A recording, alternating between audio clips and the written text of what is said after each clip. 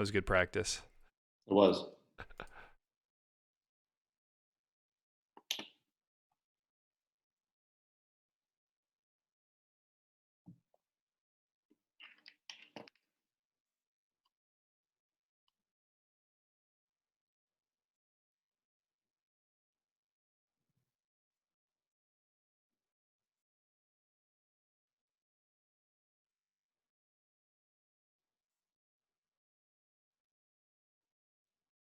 All right. Let's see. It should be working now.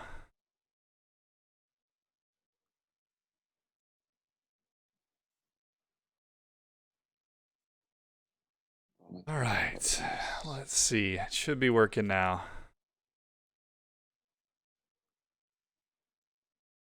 All right. I think we're good. Let me double check. Make sure Twitter's working. Okay. All right. We should be good now. All right. Can everybody hear Stu? Check. 1, 2. Okay.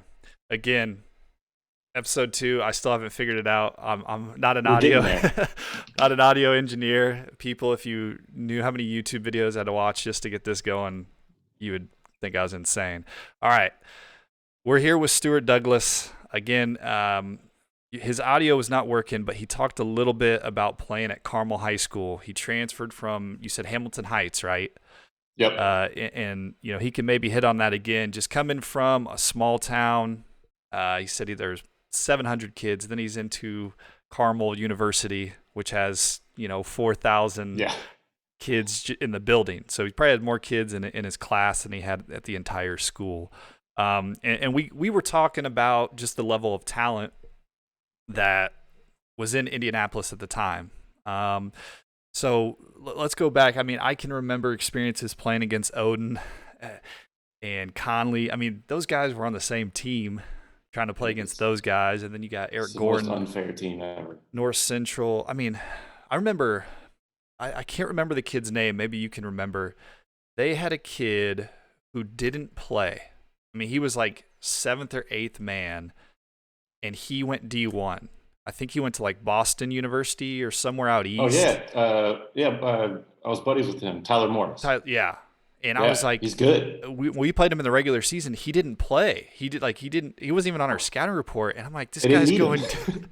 this guy's Yeah. going D1 and he's not even playing. I mean, and like just that level of talent of teams and seeing that in Indianapolis night in and night out. I mean, I've had people tell me recently and they're saying, I got to go to a prep school. I got to get more exposure. I got to go Right. out somewhere to a different school because I'm going to have college coaches look at me. And I'm just sitting there going, if you perform well in Indianapolis or the MIC, they'll find you.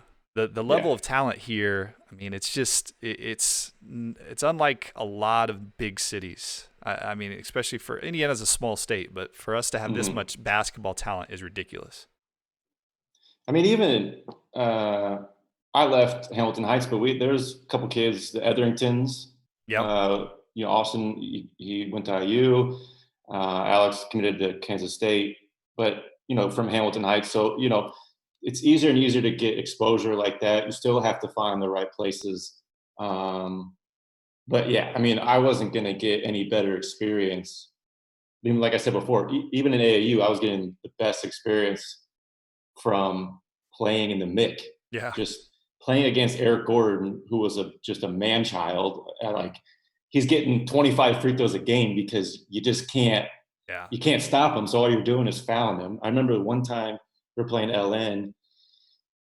Daniel Moore is guarding Conley. I come over to help, and literally, like, my leg overlaps with Daniel's leg, and he just splits us. And we like turn, freeze, and then look at each other. And he goes in for like a layup or dropped it off for an old dunk. We're like, what the hell are we supposed to do? Yeah. Like, this is ridiculous. But I wouldn't trade any of that for the world. Yeah, I can remember my sophomore year. We played LN, and luckily Conley was injured. Something was up. Conley didn't play. Maybe that's what they thought of us. They were just like, he can rest. It was Yeah, one of those. load management in high Uh-huh. school.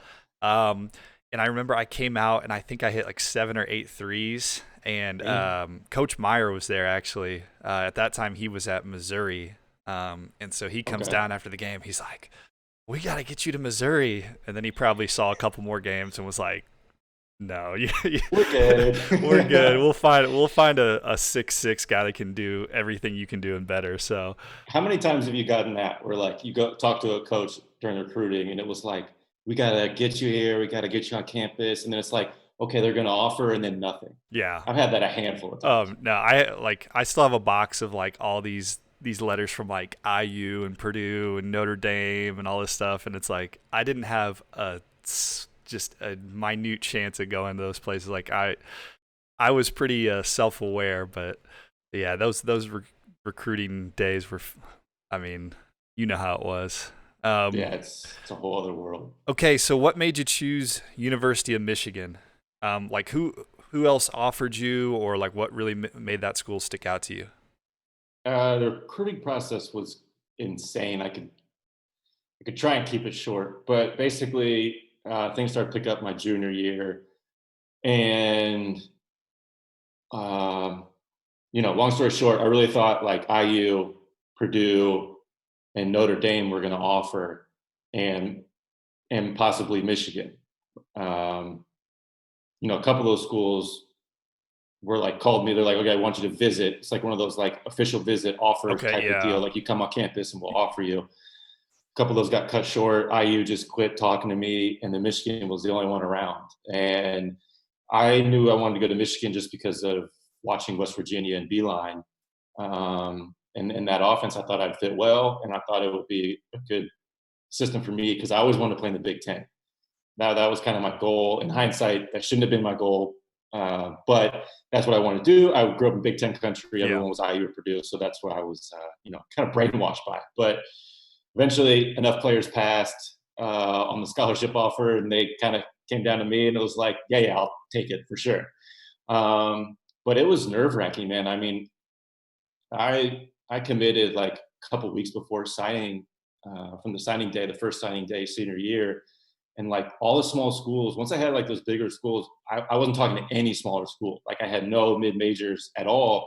And in hindsight, that was a huge mistake. Like I should have been talking to anybody, everybody, entertaining, whatever. But like yeah, it wasn't me turning it down necessarily. But a lot of teams like, okay, they're serious about him. He's got this list of teams and schools, and so like they just wouldn't even contact me or my coach or AAU coach, whatever. So it was strange to go through that, and there's nobody to kind of guide you through that. It's very yeah, difficult because everybody's experience is different. So you just kind of have to go through it and learn on the go. yeah. And I've seen that kind of as a high school coach.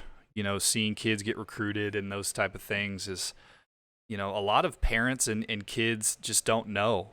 They're they don't know the process, and that's okay. I try to tell them it's okay. Like you're gonna learn stuff, Yeah, and it's each experience is gonna be different on its own. You know what I mean? And so, uh, that's why I unfortunately, love to see you coaching because like not many people are, yeah, there's players that coach now, but you get it. Like you've gone through the whole ringer, and I think that's just completely invaluable for your players and for any player in general because I don't know. To me, the gist of high school basketball is like you want your players to succeed. Yeah, you want to win games, but I mean, I can imagine you love any player you see go D1 like that. That's yeah, just got to be so much pride on your end, and to have your experience in that's got to be just invaluable. yeah. Like what's crazy, is a lot of these kids. You just want them to, if they play college at any level, you're Right. super excited just because you're in a. I mean, even if you go play D3 NAIA, you are in a like elite group. You're Yeah. one of the top 5% of kids that played high school basketball, I really try to instill that and get that understood as like just because you don't go D1 or go to Michigan or even IUPUI, like you are still a really good basketball player, and if you can get some of your education paid for and that kind of thing, like that's success. That's like I was one of those guys like I knew I wasn't going to the NBA, out of high school. I figured it out Right. and was like, okay, if I can go get my school paid for and have some cool basketball experience, then that's gonna be fun for me. So yeah, I do try to educate my kids on that. And then on the flip side is trying to get them to understand like what it takes to be a college player. Even if you're gonna go play at the Hmm. D3 level, it is a job. It is a true, you know, 9 to 5 job, and I'm sure you could Yeah. attest to it. Like, I know you've talked about your experiences at Michigan, where the film sessions and the practice sessions and the, you know, the traveling, and it's like a job. Yeah, completely. And just on top of that, the demands. I mean, everybody, they talk about, oh, it's great life, you get to play basketball, but you are a commodity. And if you're the coach's job at, they're getting paid millions of dollars to win games. Yeah. And if you're not helping them win games, what are you? I mean, yes, you hear the stories that people get hurt, they keep your scholarship. Some people have father-son relationships. I think those are a dime a dozen for the vast majority. You're a commodity. You are there to win the coach games, and I just don't think people quite understand that. Yeah. And it's hard to really explain that to people unless they see it firsthand. I mean, it's I they're don't just never think going to fully understand it. I don't think I understood it as a player until I was maybe a junior or senior. You know, why is this guy so demanding? Why is he, you know, freaking Yeah. out over these little mistakes? And now I get it. It's because his paycheck is in my back pocket. You know, if I don't Oh yeah. perform, and it's so cutthroat at that level and at the pro level, and you go 1 season or 2 seasons and you're not winning as many games as people think you should, I mean, you can be out of a job. And I think once you understand that as a player, I mean, you understand the pressures of it, and why coaches act the way they act. Oh, for sure. I mean, I thought yeah, I learned a couple years after I graduated that Beeline was on the hot seat my junior year. Like midway through the year, we were having a terrible year, mind you. But to start, and then we turned around the Big Ten. People, I had media members telling me like, yeah, like if you guys didn't turn around that your junior year, it was very much up in the air. And at the time, I would have thought that was insane. Yeah. Uh, because he's the leader of the ship, and whatever he says goes. And like he was like a just this permanent fixture that I viewed at the top of Michigan basketball. So yeah, just all those stresses. Yeah, my senior year definitely was like, okay, this is why he reacts this way to certain things and certain players and certain coaches and certain comments and whatever. It's like you just kind of roll the punches at that point, but it does. It takes a while to learn, and it's yeah, that's another thing you just have to go through, I guess, to learn. Yeah. Speaking of Beeline, what was it like playing for him? You know, now that he's gone and, you know, he's out of Michigan and is it, he was gone pretty quick from the Cavs too, wasn't he? Yeah, I mean, Um, right when the All Star break hit, he decided to leave. I mean, were you surprised? I guess this is two questions. The first one is, were you surprised how quick his NBA tenure ended? And then what was it like playing for him in college? I didn't think he would last the 5 year deal that he signed. A combination of NBA life that I don't think is for him, plus he could just retire. Plus, you're coaching the Cavs and that whole Without LeBron? mess. Like, good luck with that, anyways. I didn't think it would last. It would be that short, but I didn't really think it would be for him. I mean, playing for him, he's a control freak. He's very detail oriented. He's never been an assistant coach his entire life. So I mean, to have that for whatever some odd years, like 40 plus years, like good luck having to answer to like players and Yeah. front office people, and like you can't really make all the decisions yourself like he was in college, and you can't control everything. But yeah, he was demanding, and it was tough. I remember the first workout we had in the summer. I got there before freshman year started, and like first rep of the first drill, it's not going. We're not like too intense. We're just kind of building up to it. And he calls me soft as a Sunday ham, like on the first rep, and I was like, this dude's already calling me soft. Like, okay, I see where the rhetoric has gone from the recruiting pitch to now what it's going to be like. Yeah, it's I funny. still had to Yeah. learn more, but yeah, it was like, It's funny okay, that this first is going to be different. transition as a freshman where you're like, this guy's not so nice anymore. Man, he was No, really nice when I was being recruited and he loved me. no, it's God. They sell it so well. I Oh, mean, yeah. I remember we had some big recruit come in, and he was like, "All right, I'm not going to yell this practice," and I was like, "Screw that, dude! Like, you got to show them what's going on." And Oh, coaches yeah. do that stuff. Like they have to sell because, like you said, they have to win games. And if they don't get the recruits, they don't win games. And Yeah, so Oh it's yeah. just it's tough. Um, okay, so your professional career, you started off 1 year in Spain, correct? And then you've moved to Israel. Yep. So, um, I guess what was it like in Spain your first year? Then what made you settle into Israel? Now that you've been there for a few years. So I have Israeli citizenship. I have Jewish heritage in my family.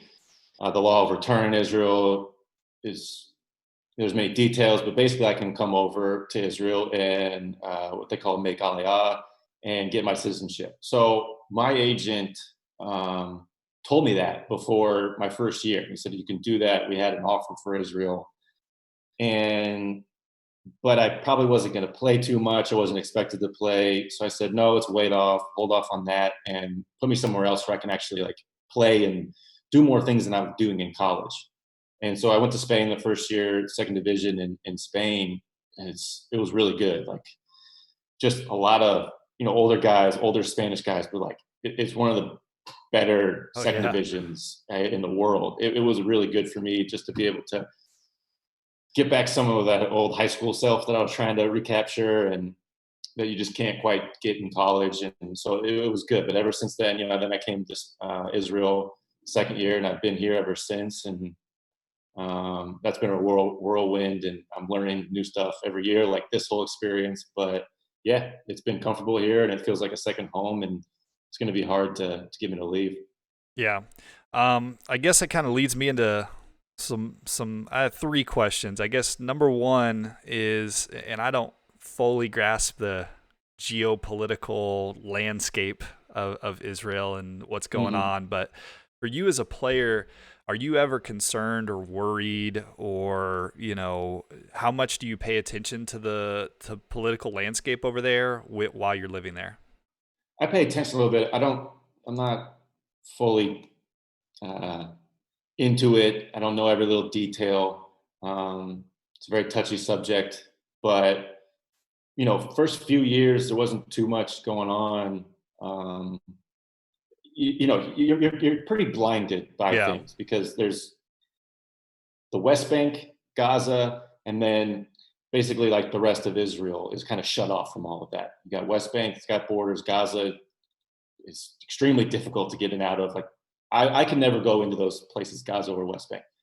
So you're just kind of pushed aside. You don't really pay attention too much unless you see the news. Yes, we have rocket sirens. We've had some this year. I've had some in the past, but um, guys get freaked out. But I've learned over the years that the likelihood, knock on wood, of anything bad happening is very, very small. Um, I mean, we've had rockets drop out of the sky. They were just nothing. It was just metal. Like they weren't even Yeah. explosive. They just kind of like there's just all sorts of things that happen. It's kind of hard to explain all at Yeah. once or in a short time period. But yeah, throughout the years I've waited out. I feel safe here. I've actually had a buddy. I think it was like my third year. He's like, "Do you walk around Israel with a gun?" And I started laughing. He was like, "No, no, no, I'm serious. Like, do you walk around with a gun?" I'm like, "I don't think people understand what's going Yeah, on I think there's a over Israel." misconception, and that's probably based on how like the media portrays it, but that I mean, this you is see Gaza, you see the bombings. I mean, yeah, Israel is bombing Gaza. They're still doing it. They've done it this year. I can hear the jets fly over my apartment because Gaza's, just 20, 30 miles down south. yeah, Um, so, I'm privileged enough to kind of not have to worry about it, which is kind of sad in its own right. You kind of ignore it at times. Sometimes you can't ignore it. It's a very weird spot to try and think about, but it's kind of easy to ignore, and that's weird at times, honestly. yeah. I mean, but you got a job to do.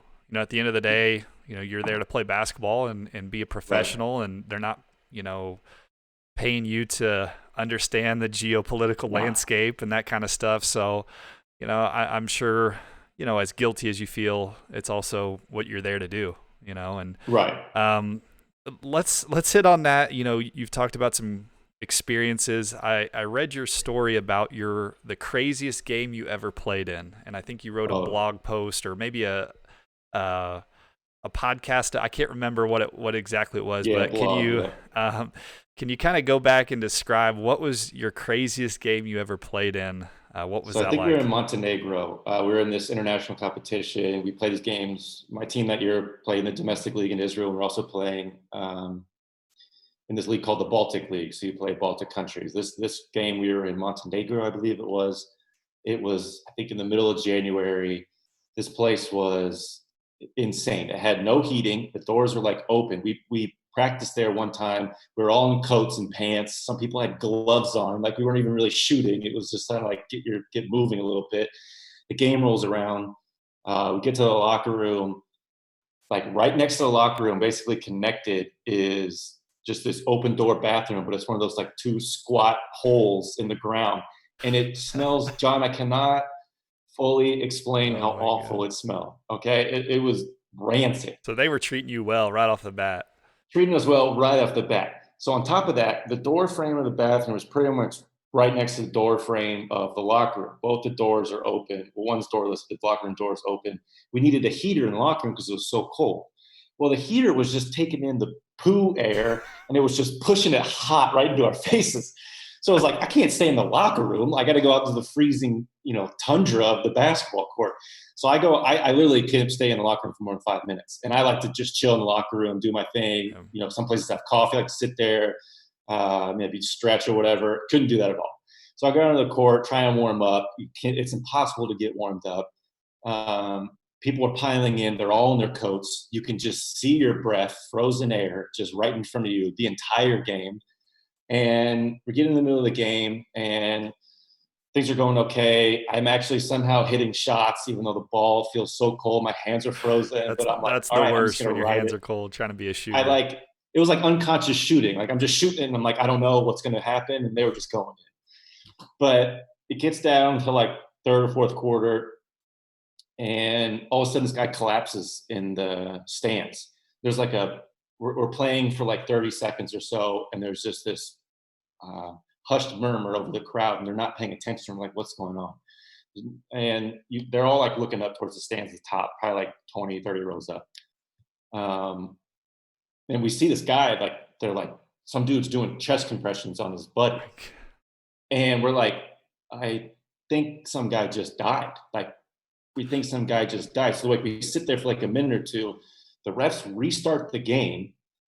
As we're restarting the game, no joke, I think I'm inbounding the ball. No, I'm sorry, I'm on the bench. They're inbounding the ball, and you just see the stretcher just go across the court, like basically as the ball is about to be live hit. So it's the stretcher. If they're like have to make their way through, there's no stairs. So it's just stands. It's like the Carmel Stadium. yeah. No, I'm sorry. It's like just like the just bleachers all around. So they just have to climb through people at the part the seas. And as they're doing that, like people start booing because we just continue to play as the stretcher is making its way up. They start throwing like all just pens. I don't know why these people have so many pens on them. They just start throwing pens on the court, Ends? pens, pens and markers and stuff. And we're like looking at the ref, like, are you going to do anything? And we like stop playing. The players do. And finally, the ref's like, okay, they stop. And the fans are pissed. They're just booing the refs hardcore. So we sit there. We have to wait. They're trying to get this guy on the stretcher. And as he's like coming down, they're still just pissed off. They start chanting something. The crowd's chanting something. Now, mind you, remember my team is from Israel. So they're chanting something. And my we actually had a Croatian teammate. So he knew the language or what they were saying, or at least could parse out the accent. And he's like, "Do you know what they're saying?" And I'm like, "No idea." He's like, "They're chanting Auschwitz." And I was like, "Oh, that's not good. We should probably get out of here as soon as possible." And so I'm like on edge from then on. And finally, the stretcher goes out. I think the guy became conscious again. I think he survived, but really, we have no confirmation on that. The game actually goes up into overtime, ends up in overtime. I'm like, Jesus Christ.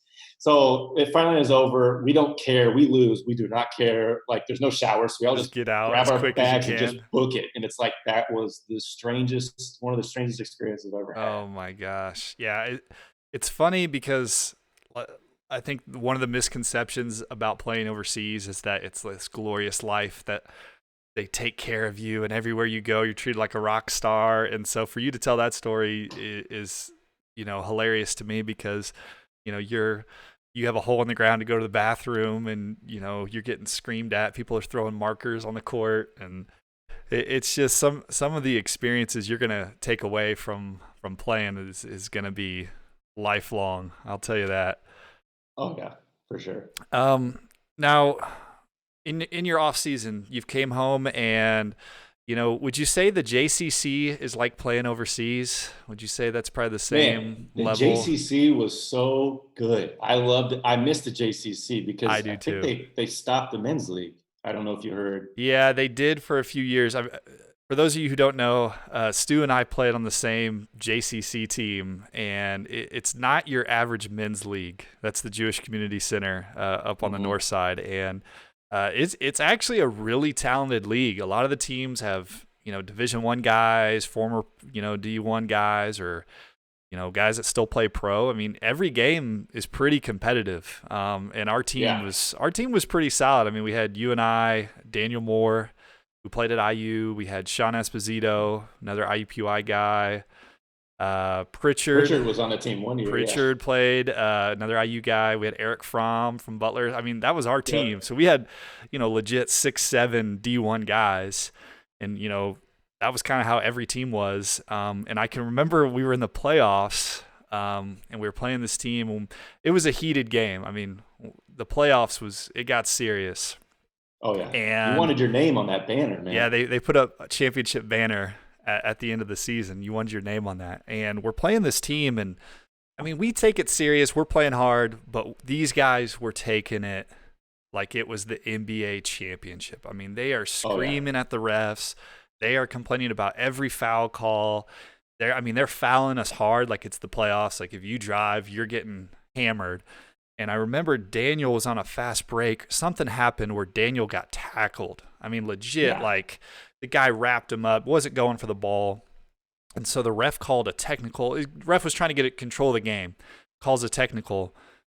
Well, that player goes and starts and fights the referee, and they tackle each other into the stands, and they go outside. And so we end the game with one ref, and he's like, all right, let's keep playing. And we end up Yeah. beating the team.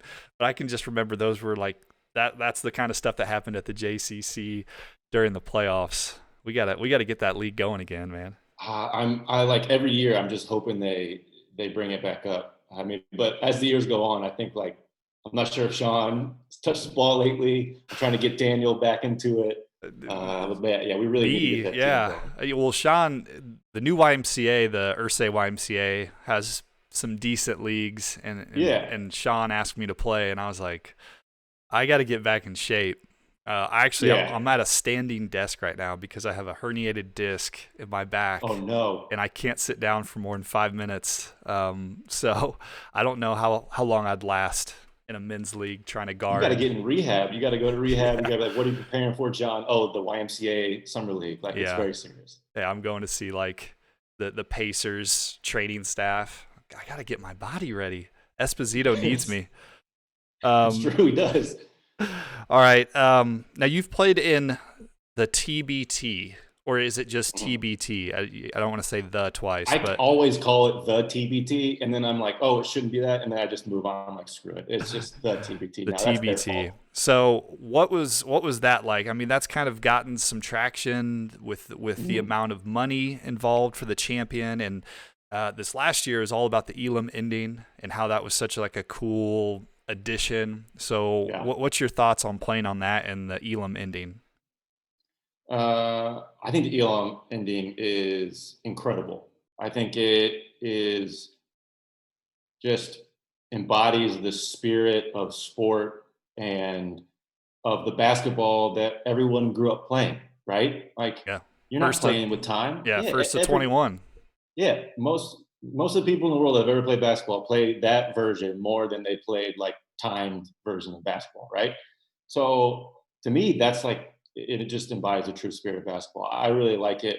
It is very out there, but I would love to see some leagues try to implement it. I think was the G League talking about implementing it in the Yeah, playoffs or Yeah, the G League talked about doing it. They did it during some preseason. I know they did it. I want to say during the summer league, the NBA summer league, they Yeah. tried it. Wait, And yeah. then the All Star game, it was a big hit during the NBA All Star game Yeah. when they did it in the fourth quarter, and they did the whole tribute to Kobe. It was like next, team to get 24. Or I can't remember what the scoring was. It Yeah. was from some standpoint 24 more points. But yeah, I totally agree with you. I think change is hard. It would take a lot of people uh, some time to adapt to it because they're so used to the four quarters or the two Hmm. halves and the time running down. But I do like that idea that you're never out of the game. It's kind of like one of my buddies was a big baseball fan, and he said the reason he loves baseball is because you're never out of the game. You can It's never run out of true. time. Yeah. If you keep getting hits, you could be down 10 runs. And if you keep getting hits, you're still in the game. And with basketball, sometimes the time just runs out. You could be making a great run at the end, getting stops and scoring, and then it's just, nope, sorry, time's up. So, What do we watch sports for? Like it's to watch competition. And to me, like grinded out stuff at the end of the games, even like football games can get just grueling at times. And it's like, this isn't, what am I watching? This is a totally different sport.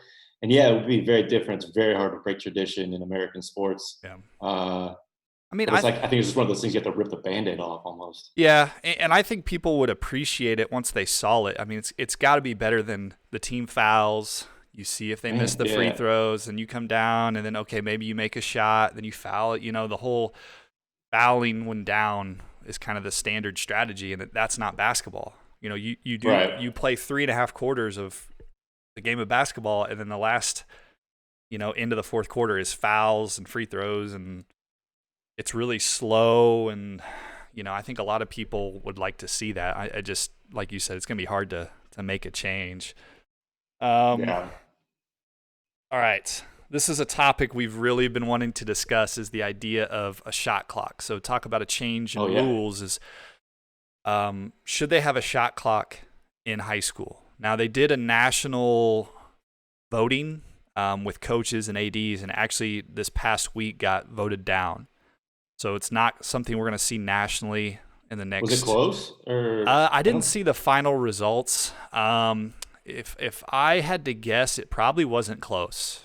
Just Yeah. from the AD standpoint, I know a lot of ads don't want to do it, and I know a lot of like small town coaches and ads don't want to do it. But I do think like city schools and bigger states want to do it. Um, Hmm. Now, we took a poll on Twitter, and we had about 300 people vote, and 83% said they were in favor of a shot clock in high school. So, Yeah, I saw what are that. your thoughts on that? What do you think? Do you think there should be a shot clock, and why? I think, well, first, I think the Twitter crowd that we kind of put that vote up to is more of the crowd that was going to vote yes, anyways. And like the Yeah, coaches and ADs kind of represent a lot of, small town basketball that's just not really going to agree with that. Um, I agree with the shot clock. Uh, I personally like kids here from an early age play with a 24-second shot clock to do all over Europe. I think it's good. Do you have to do that in high school? No, any type of shot clock would be good. I think 30 is plenty of time. I think that'd be good. But just overall, my opinion, I just think about this a lot. And I kind of touched on it earlier with like you and your players and like winning as a high school coach. Like it can get very tough, but like I I just want to see like high school kids succeed. And I view high school basketball and college basketball and then pro basketball as like levels almost. yeah, And a lot of times college basketball is its own thing. College sports can be very much its own thing. Um, I don't I don't really like that, but I understand it. But I view high school as just a step to the next level. And I just think the shot clock, I mean, why they play with the shot clock in college, they play with it beyond that. So I just think you should be giving the kids all the necessary tools and experiences to succeed at the next level. yeah. I mean, there's a lot I mean, we played in Carmel and like we weren't just running down the shot clock just to, or the time just to run it down. But when I played at Hamilton Heights, no joke, John, if it was under 2 minutes and we had the ball at You're any holding it. quarter, we're holding it. Four corners, you're holding it. I'm like, this isn't basketball. Like, you're not teaching kids anything good. Like, Yeah, yeah, winning is great, but like really, like it's garbage. Like you're not Yep. teaching your kids anything. You're not improving their skills, their time management on the court. I mean, how important is it to have time management after each quarter? Like have a kid in each situation, pressure situations where you have to be fast, but also kind Yeah. of slow down your thought process. So I just think it helps sharpen players. But as a coach, I could never be in your position speaking right now. So I don't know. I'm interested to Yeah, hear I your mean, opinion. I can kind of speak like devil's advocate on the other side. This isn't Uh-huh. necessarily what I believe, but I think from an AD standpoint, number one is the cost of it. You know, you'd have Yeah. to go buy separate parts of your, your clock. You'd have to pay somebody to operate it because it's, a separate thing, Yeah. to the actual clock. My worry as a coach would be you're increasing the amount of decisions the referees have to make. And you already know how crazy What? fans are and how crazy, in college, you have a replay system. Okay, the kid, did he get it off? Did he not get it off? You can go check the scores table, whatever. In high school, you're not going to have instant replay. So you're Yeah. increasing that. Like, can you imagine how many times it's going to come down to like 3, 2, 1? The kid, did he get it off? Did he not? So true. So I could see that being a concern, or like, did they reset the shot clock? There's just a lot of like rules problems that could be increased, and then I think a lot of coaches Mhm. don't want to do it because it is a more challenging coaching thing that you have to do. I mean, you have to have more decisions made. You have to have end of shot clock situations prepared. True. It's something you're going to have to practice a lot more. And I think a lot of coaches are comfortable with the system that's in place. That, okay, we're going to come down, we're going to run these plays until we get a good shot. And that's not going to necessarily work if you only have 30 seconds. On the flip side of being a coach, like I'm more defensive minded as a coach. I'm more focused on defense in preparation for a game. I think it rewards the defense if you do have a shot clock Yeah, I because agree. think if you have to guard a team for a minute, like, and this is, I'm biased because of my teams, but we always struggle against the teams that like wear you down and run a minute off the clock, because as soon as you make one mistake, okay, you give up a layup or you give up an open shot. You played great defense for 45 seconds, and then just that one mistake costs you a bucket. Where if Yeah. you have a shot clock, okay, boys, we only have to play defense for 25 seconds. Mhm. And if we play really well for 25 seconds, then we're going to get a stop or a shot clock violation. I think it rewards better defense. So it's tough. It's tough because, obviously it's something that people want to see, I think, in the high school game, but a little out of our control whether we'll see that anytime It's an soon. interesting point because I've always said, you can teach offense. Some guys just have natural ability with spacing and understanding where on the court, even if they go to high school where they're just like roaming or they don't even have an offense, or even if it's rigid. Like some guys just have it. But like teaching the defense is like a whole different thing. Like college coaches have to break down players defensively just from just from A, and they have to Yeah. get all the way to Z. Hopefully, at some time in the near future. Maybe it takes a couple of years for some guys, but I think that's the biggest gap. And I think, like you said,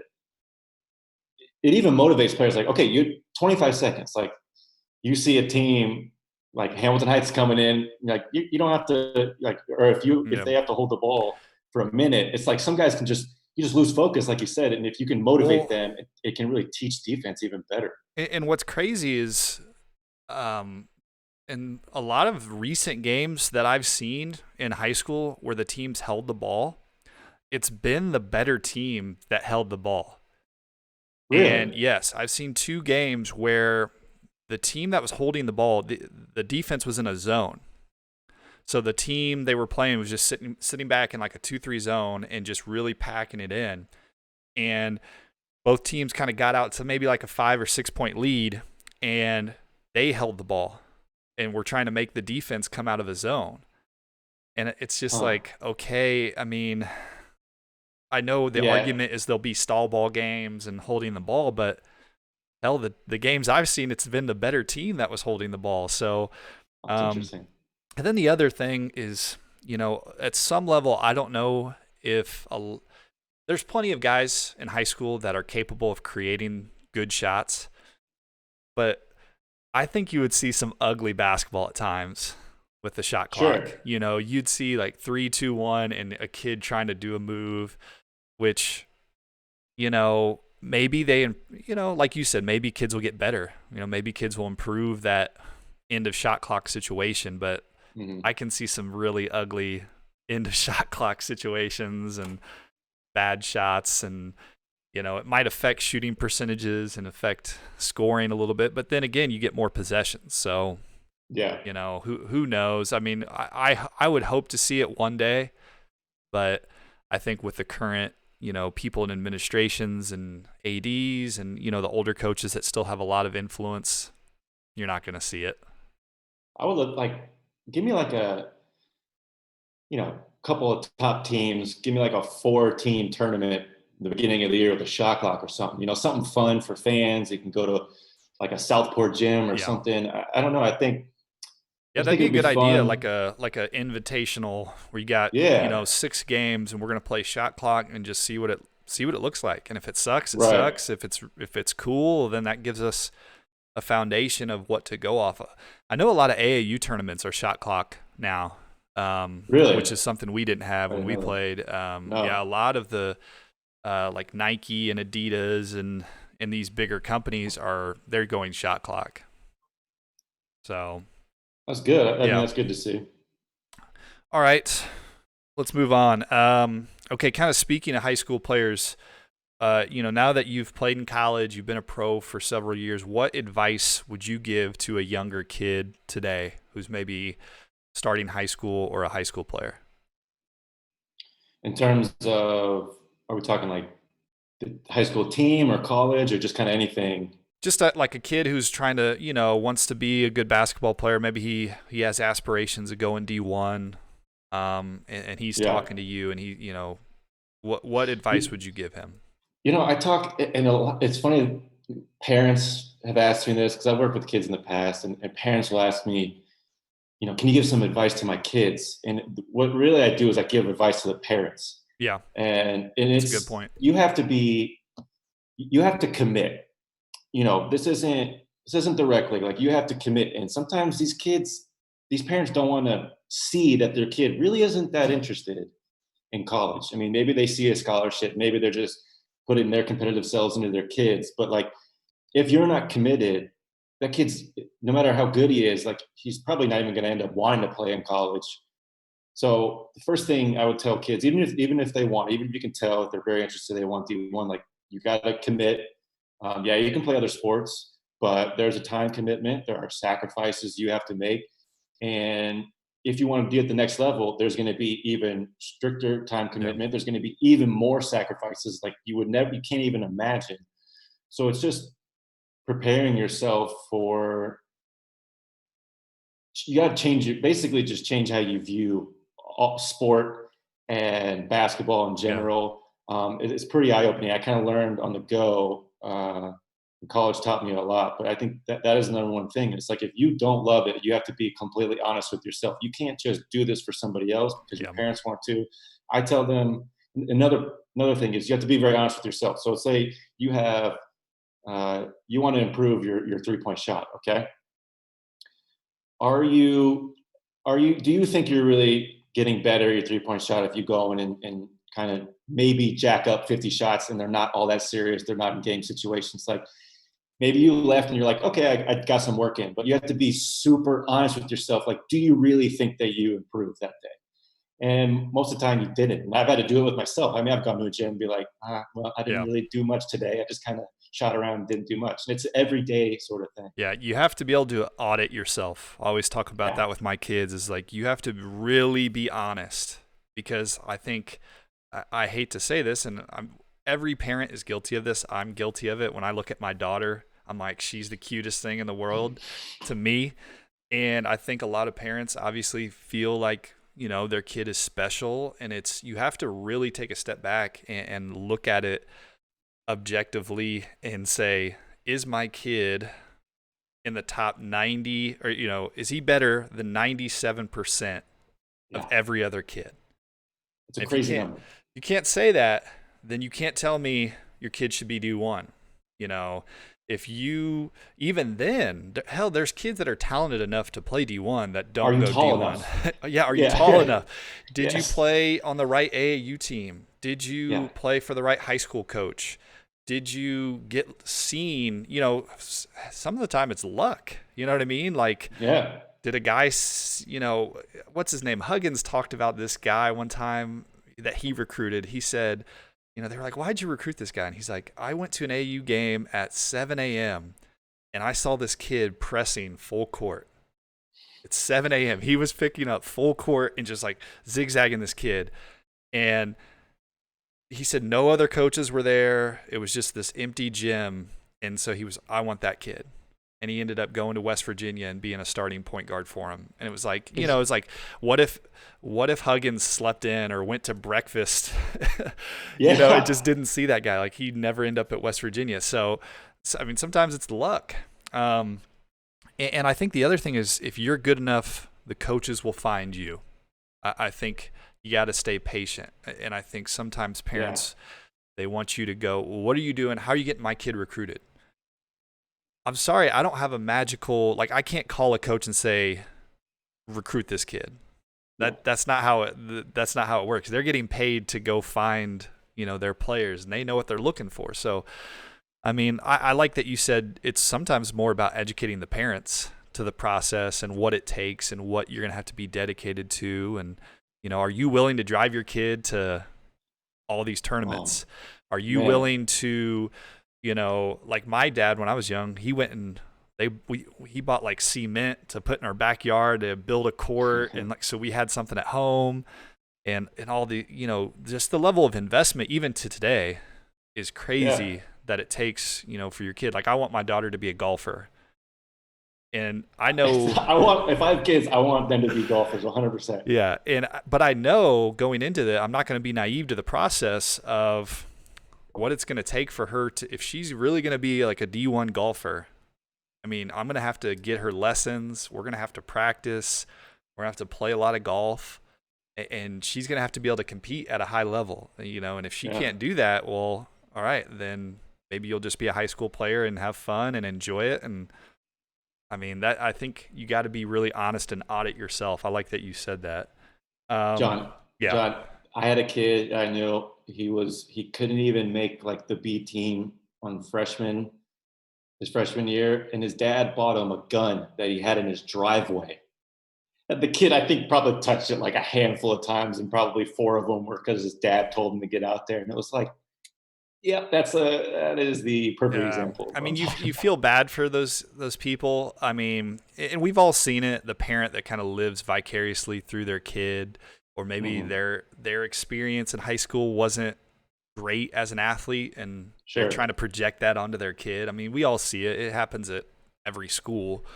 But yeah, I mean, you get a lot of naive people when it comes to the recruiting process and what it takes. I mean, I had kids. I worked at a middle school, and I had a kid who was like, he swore he was going to North Carolina. And I said, it was my first year there. I said, did you play on the school team this past year? He said, no, I got cut. I play at the Y League. And I'm just going, you don't want to crush that kid's dream, Right. but you also want to, let him down softly. hey man, like, let's look at the data here. This isn't my data. This is Right. like the NCAA's data. Like, the chances of you going to North Carolina, you have to be an All-American. You got to be a McDonald's All-American. Okay, so you got to be one of the top 20 players in the nation. Are you working like one of the top 20 players in the nation? Are you athletic as the top 20 in the nation? So that breaks my heart. I know, and you feel bad because you don't want to crush someone's dreams. I get it. Yeah. But you got to be realistic. You got to audit yourself. Like me, I always tell people it's like being a singer. Listen, I love singing, but I got to be honest with myself. Do I sound like The Weeknd? No. And I could try my hardest to be a good singer, and I could take vocal lessons, and I could practice every day, I'm not going to sound like The Weeknd. I just don't. That's not in me. Not gonna And happen. and you got to be okay with that. You got to be like, that's fine. I like singing, but I'm not going to reach that. All right. Who are the toughest players you've ever had to guard or play against? I mean, high school just I didn't guard Eric Gordon or obviously Greg Oden. I didn't really guard Mike Conley. And coach put me on like the weakest players every time, and then flip that, I had to guard the toughest players in Yeah, yeah, college.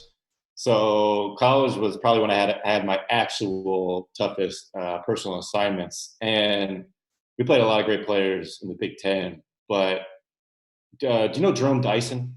I've heard the name. Where do you play at?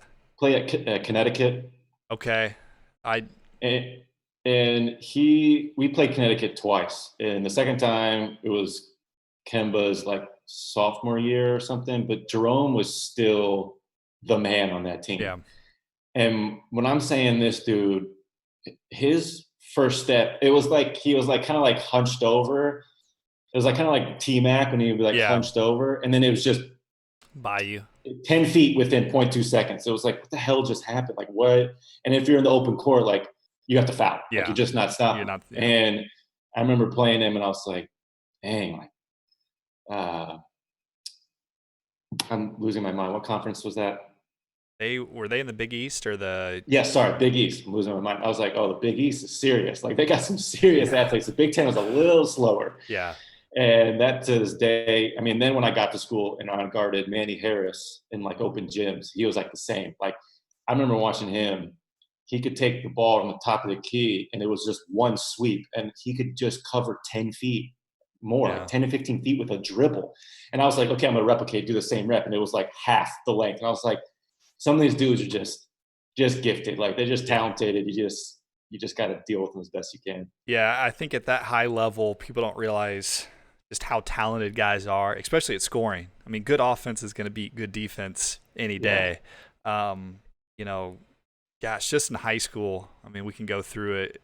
I thought Conley was the smoothest player I've ever played against. you actually had to guard him, right? He And EJ, never got sped up. It was all ever. it honestly freaked me out because it always felt like he could do whatever he wanted, and he held himself back. Like he was like, I'll pass to I could Odin, not agree more.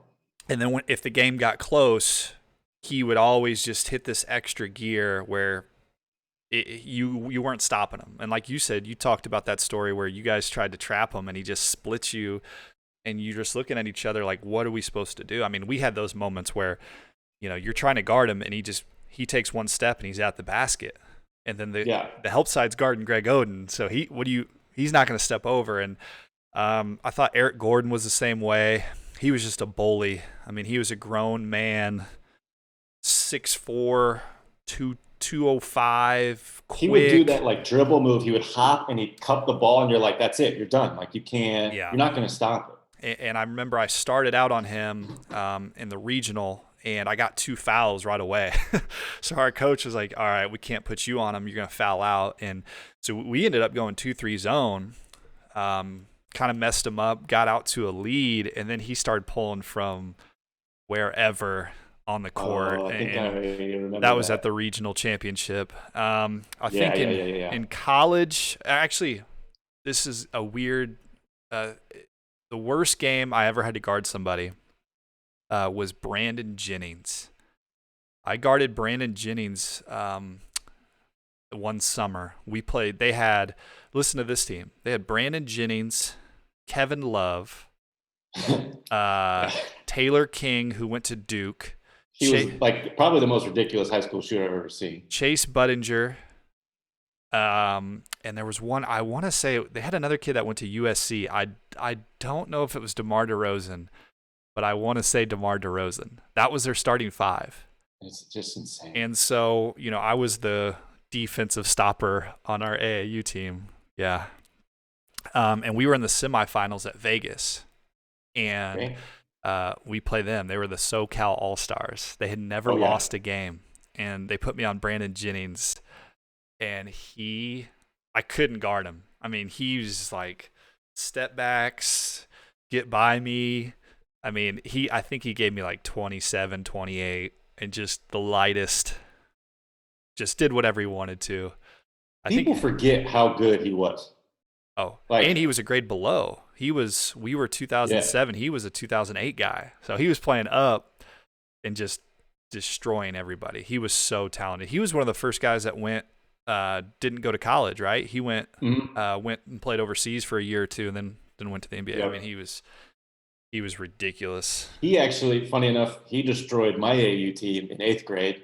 I joined Municipal Gardens. The year before, they were like a top team. It was Walter Offit, Oh yeah, Jared Holmes, a couple other yeah. guys, like one of the top, 7th grade AU teams in the nation. And I joined the team. We went out. I don't remember where we were. Some tournament, some other state, I think Alabama or something. And Brandon Jennings' team was there. They were sponsored by Oakley. Not a joke. They had Oakley basketball shoes on. Oh And man. this kid, I mean, he gave it to Walter. And Walter was the best player I'd ever Oh seen at yeah. that age in my entire life. And he gave it to Walter in a way where I was like, what the hell did I just watch? Like, who is this kid? And it opened up another world of basketball to me Yeah. that I had never seen. It was amazing. That leap from like eighth grade to freshman or freshman to sophomore year in AAU is such a huge leap. That's when you really start to see those like You super get talented this guys. so much drop off, even like top players dropping off, bottom players going up, top players going to another stratosphere Oh you'll yeah. never reach. Like, it was such a crazy mix. Oh yeah. Because I can remember like when we first played OJ Mayo, we were like the best team in the Ridiculous. Midwest, and he played on a team in Kentucky, and so we played in some big tournament, and we played OJ Mayo, and he was so good. I mean, that was the first time kind of going. I think it was going into freshman year, and we were like, okay, Yeah. now guys are getting real. Like these He guys are was like the ridiculous. next Messiah. I remember Yeah. reading the Slam articles and everything. Yeah, he was. Uh, Yeah, he was in slam as like an eighth grader because he was playing varsity. He played in Kentucky. They don't have those rules. He yeah, was playing varsity as a seventh grader, eighth grader. I think he scored like 4,000 points in his high school yes, career something because ridiculous. he averaged 20 as a seventh grader. Like, oh my Yeah. gosh. I watched that team real quick. Bill Walker was on that Yep, team, Bill and Walker. he was Oh just an my absolute gosh. freak. I'm watching him. I'm in Fayetteville, and all the AU teams in there, and they're playing this team, and it's just kind of sad. And the team's playing this 2-3 zone, and Bill's just sitting in the middle at the free throw line, and they throw it to him, and he's like kind of like facing the sideline, so it just takes like a one bounce, or two-handed bounce to like turn towards the basket, and then he takes one giant step with his left, jumps off 2 feet, and just windmills it in the middle of a zone. I was like, what? That was another thing. I was like, what did I just watch? Like this, it was like AAU was just like constantly like that. You're like, Oh I don't know yeah. what I'm getting myself into right now. Yeah, I can remember Bill Walker. They used to do warm ups, and he wouldn't shoot. He wouldn't do the regular layups like run. He would get the ball and he would walk and he would stand underneath the goal and he would off vertical do dunks. And so he would just stand there and he would jump up and do a windmill.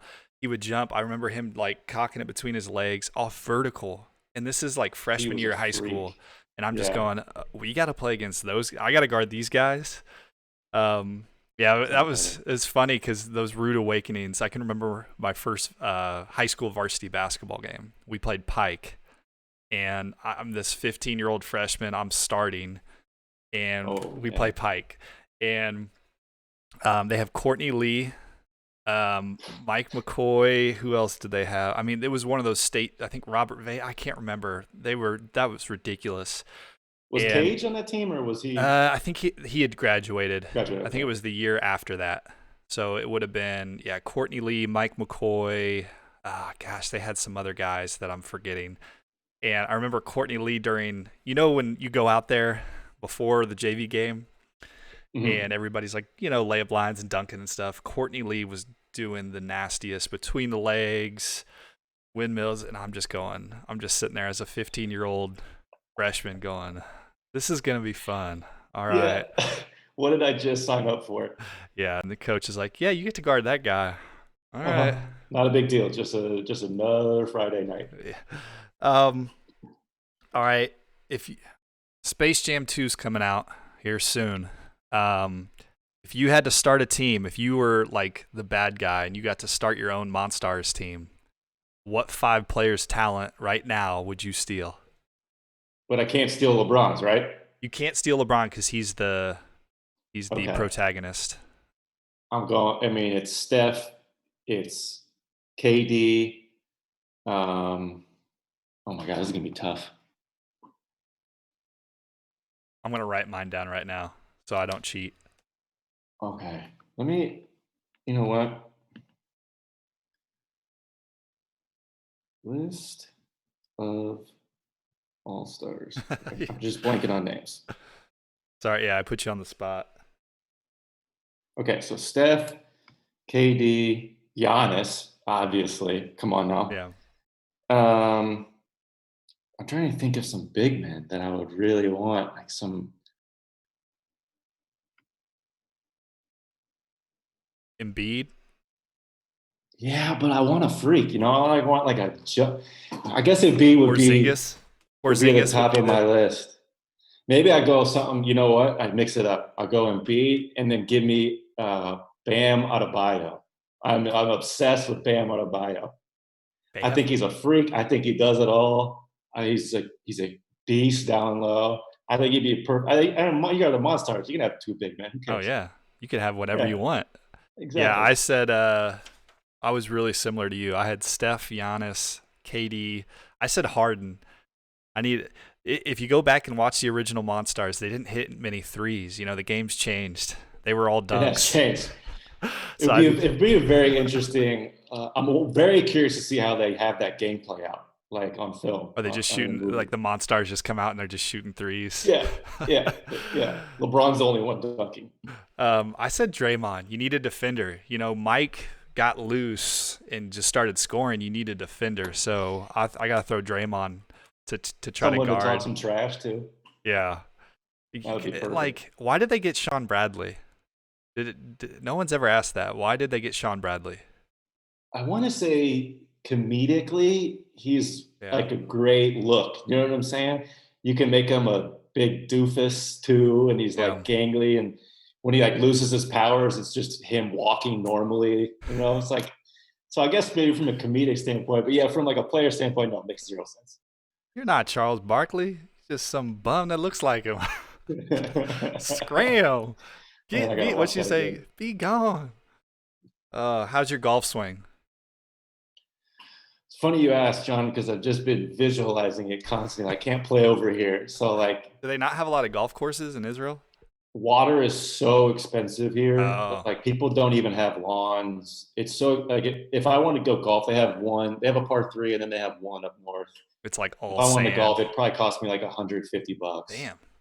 How close is the UAE on like a plane ride? A few hours. Few I'd hours. say I'd say 3 or 4. Yeah, I've Two, seen two, some three or YouTube four. videos of like the Emirates over there. Like they've built night courses and like all. Oh, I I've watched mean, some vlogs and stuff about that. yeah, It's that's one place. those look fun. If I ever hit the lottery, I'm gonna fly there and play some night golf and play at those courses because they're ridiculous. The They amount of look money. ridiculous. But I'm a traditionalist. I'm still going St. Andrews is my first Oh spot. yeah. Like, Okay, so get this. My wife goes to she goes to Scotland for she's a school counselor, and so part of their school counseling trip was they go to Scotland to look at their education, and they uh, stay in Edinburgh, which is real close to St Andrews. And not to put, I'm not going to say their names, but one of her professors buys her spouse a gift. She says, "I got you a tea time at St Andrews," and holy because it was his crap. birthday or something, and he goes, "I'm not going. I want to go. I want to go shopping." And like, he didn't go. She got him. I was like, oh my gosh, I would have been there so fast. I Yeah, don't, I can't yeah. fully comprehend I what I'm couldn't. listening to. Yeah, like I lost my mind when she told me that. But yeah, St Andrews would be anywhere in Northern Ireland. Ireland would be cool. Um, Yeah, we got to get out and golf, man. Um, Oh, for sure. that kind of leads me. I've this is one of my like go-to questions. Is okay if you could have any foursome, okay, you three other players, dead or alive, who fills your other three spots? It could be anybody, dead or alive. Okay, first is Steve Nash because I love him and I hear he's an amazing golfer. Okay. Um, Second would be my dad because I just love playing golf with him. I haven't been able to do it a lot, Yeah. and to get to like experience something like that would be very Oh cool. yeah. And the last one, oh man, that is tough. That is really tough.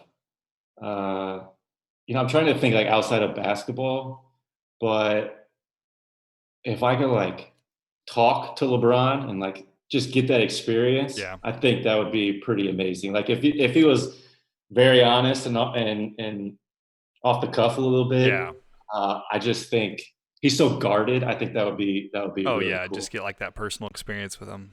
Um, I said Dave Chappelle would be one That's just a because good he one. would just entertain. I'd said Tiger. I mean, just to see it up close and Fantastic. personal. I've seen him. I've gone to my wife and I usually go to the Memorial Tournament, which is out in Columbus every year. Hmm. In the first week of June, unfortunately, I don't think they're having fans at it this year. Yeah. Um, so I've seen him the last 2 years, and it is a circus. Ridiculous. But I mean, 5 feet from him, watching him hit golf balls. So that's been cool. But I would play with him. Dang, I don't know. It's Maybe, tough. yeah, maybe I don't know. Somebody that would be like entertaining. I like entertaining people, funny people. So just somebody that would maybe like Robin Williams or somebody that was like just make us laugh the whole time. Oh, and he could do his golf bits that he does, Oh, that he did in his stand the up. golf bit is so funny. If you have not seen that, go to YouTube and Oh, look that's such up a good pick. Robin Williams golf. His golf bit is so funny about the invention of golf. All right, let's get into. Okay, we got two more segments, and I'll let you go, man. I Okay. appreciate you taking time. Uh, Oh, anytime. um, okay, this is trivia about you. Okay. All right, what's the Perfect. most points you scored in college, I think and it who was was it against? 21. It was it was 21. One was against Harvard, who I actually turned down to go to Michigan Ooh, because Amaker went to Harvard and he really wanted me to go, so that felt good. And then the other one was against UConn, uh, my sophomore year. Yeah, my that is. sophomore year, they were number one, and Ray Allen was there, and I hit 6 threes, and that was a lot of fun. That was a memory I'll always have. Oh yeah, yeah. I have UConn. You had 20 at UConn, It's 20. Okay, I'm and in Philly then you myself. had 20 versus Coppin State.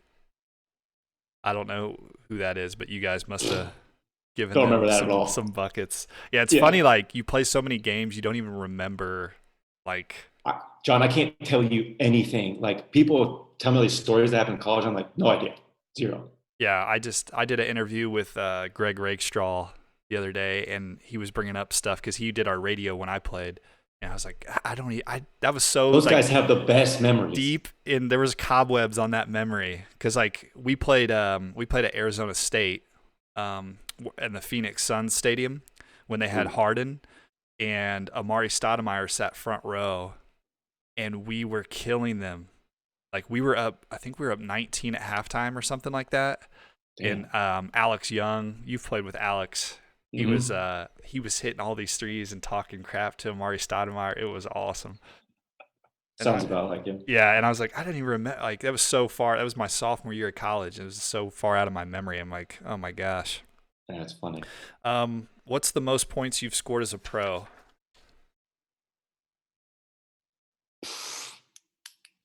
In the first, well, Just oh my any. God, there's so many. There's a couple of leagues. I think it was like 25, 24. I don't have that actually. I think I believe you. I had like 24 or 25. Not too many of those games, but it was like 7 threes or something. It always has to be one of those types of games. All right, let's do rapid fire questions. All right, so these are 10 questions. You just the first thing that comes to your mind. Okay. Uh, got to give me your answer. What number do you wear and why? 31, pretty easy. Reggie, All pretty right. easy. Now you already talked a little bit about this, but what's the best dunk you've ever seen in person? Anything beat that Bill Walker dunk? I don't think so. Eric Gordon one time had a dunk on us in the sectionals from an out of bounds play. It was alley oop right over Jake Kelly. That was pretty nasty. Um, and then we played against Blake Griffin in the tournament one year. So basically anything he did. But other than that, I think Bill Walker just in the middle of a game windmill against a zone. I think is probably the most ridiculous thing I've ever seen. All right. This is kind of a personal question, but so you don't have to answer. Have you ever been dunked on, and what happened? One time. Yeah, one time it was like this big white doofus from a Minnesota AAU team. Was I'm it learning how to take charges. They wanted me to take a charge. I take one a little too close to the rim. Like I'm like probably right under the rim. So he like kind of just taps me with his knee and just dunks it. And I was like, all right, probably never gonna do that. Yeah, Matt Howard dunked on me in practice one time at AAU That's okay. practice. Practice is okay. Yeah, so luckily never in a game. That's a bony dunk. Who is your favorite young player in the NBA right now? Um, I love Bam Adebayo. Like I really meant that. I love watching him play this year. Um, I truly think he does it all. I mean, just watching him kind of operate out of the high post, passing, finishes so well, defends just so Yeah, well as well. Plays the five he's spot. a He holds very it down. underrated player that a lot of people Yeah, aren't talking about, and he's like a huge. I think he's a championship piece. To Oh be honest yeah, with you, in a couple of years. yeah. My friend and I were discussing this about greats of the game and just how where you get drafted matters so much. Like would Tim Duncan and Kevin Garnett's careers be different if like Oh, if yeah. if Duncan wasn't drafted by the Spurs and this great organization and a great coach and you know what I mean? Like we talk about that. Like would AD be the greatest player ever if he didn't spend his first 6 years in New Orleans Right. and he got Yeah. or I mean, that played goes with for top and LeBron? bottom. Yeah. What's the best food in Israel? Oh man, all the Middle Eastern food, but it's called shawarma. You just put big meat slab on a stick, rotates around, and it just kind of crusts up as it rotates. You put it on a what do they call a laffa, or you can put it on Ooh. pita, or just on a plate with some hummus and some vegetables, some sauces. Can't beat it. Is it anything like this is so uncultured of me, but is it anything like fogo de chao or whatever? Like the Like meat. that. Oh, like no, not quite, not quite. It was a little different than like a Brazilian steakhouse. Yeah, What's your favorite hobby outside of basketball? golf. Golf. Yeah, I'm obsessed with golf, and it really pains me that we've been talking about it and I can't play. Oh, believe me, it's been beautiful in Indiana, and I have a herniated disc, and my wife is like, hey, why don't you get out of the house and go play? Believe Yeah, me, I sure. want to. What's the worst cliche in sports? Oh, John. I know there's a lot of them. Um, oh man, I'm drawing a blank, but Yeah, I'll get you started. Mine is always control their own destiny. yeah, that one They sucks. control their because I'm go if it's their destiny, then Yeah, it's out of their control. that one's yeah. That's a good play on words right there. So, Um, but another one would be like this isn't really a cliche, but like back in the '90s, it was so much tougher, and like yeah, all that stuff bothers me. I think a lot of the cliches surrounding leadership really yeah, bothers me, and like uh, just when people get like very aggressive and loud and how that can be seen as like leadership when really it's not what you need. So some of the like brashness in sports is cliche to me at this point. yeah. Like, so that's a big pet peeve of mine. Yeah. Okay. Let me ask you this. This isn't on the list, but like talking about leadership styles, is Michael Jordan a good leader? I think what he did was good in the way he could motivate players, but if he was the only leader on that team doing just that, I think there'd be massive problems. Yeah. I think I read about Scotty and how he would actually pull people aside, break down film. You had Phil Yeah. Jackson, the Zen master. I think if you're only doing one thing, you only have one type of way to lead. I think that's a big issue that people don't really like to realize. It's like, oh, one way or the highway type of thing, which is Yeah. another cliche that Yeah. sports would like to I do. think people underestimate like Phil's personality as a coach with Michael and just that like dichotomy of you got a very easygoing guy. Like who lets Dennis Rodman? You haven't watched But I The know Last this Dance. the stories and stuff. Like Yeah, he let Dennis Rodman go to Vegas in the right, middle of the season. Like right.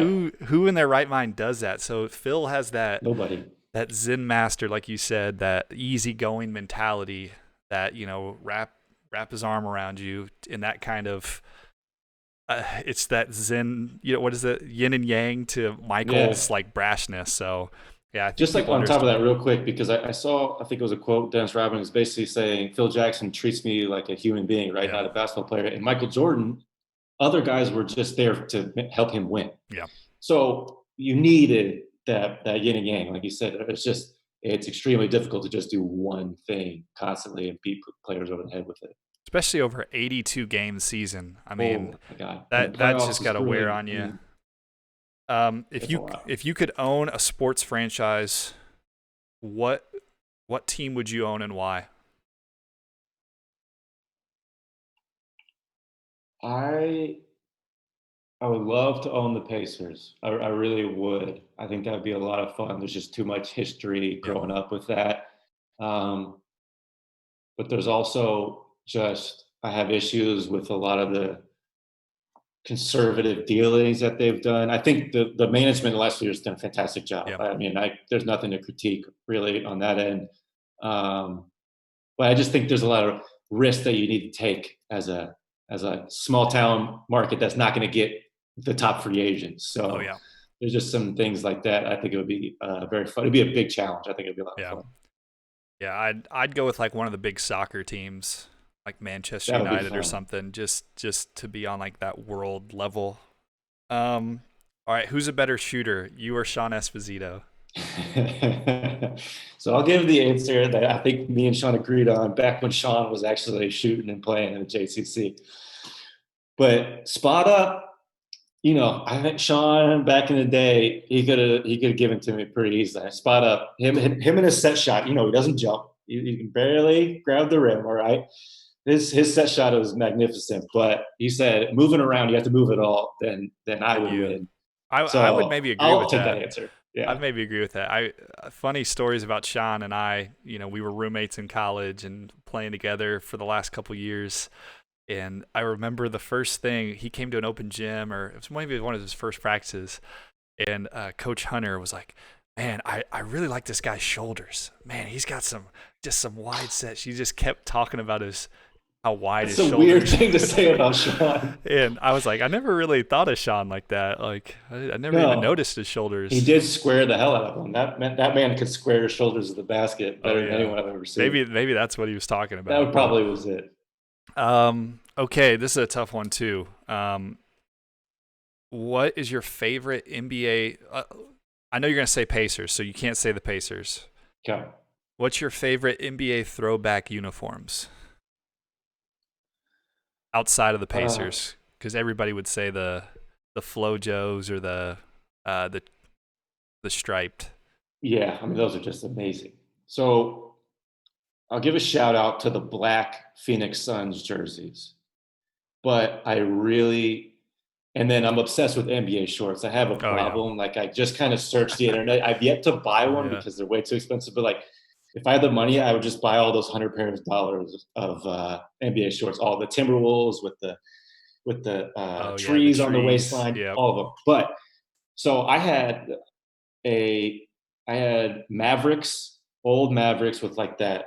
royal blue, and then they had the blue and green, or the white and green trim on Oh the yeah. jerseys. So I had the shorts, and it was the cowboy with the big hat, I think is what it was, or maybe just the big hat. Anyways, I was obsessed with those, and Steve Nash was on that Oh team yeah. like when I was really young. So I have a very weak spot for those jerseys, especially for the shorts. Yeah, one of my friends is like a jersey guy. He when we were in high school, he had every throwback jersey you could imagine. He looked like That was the thing. It still is. little Bow Wow. He was like always wearing a 3X I throwback mean, jersey. I'm rocking Yeah, you're Jawan Howard right now, Juwan Howard. Bulls. I gotta go.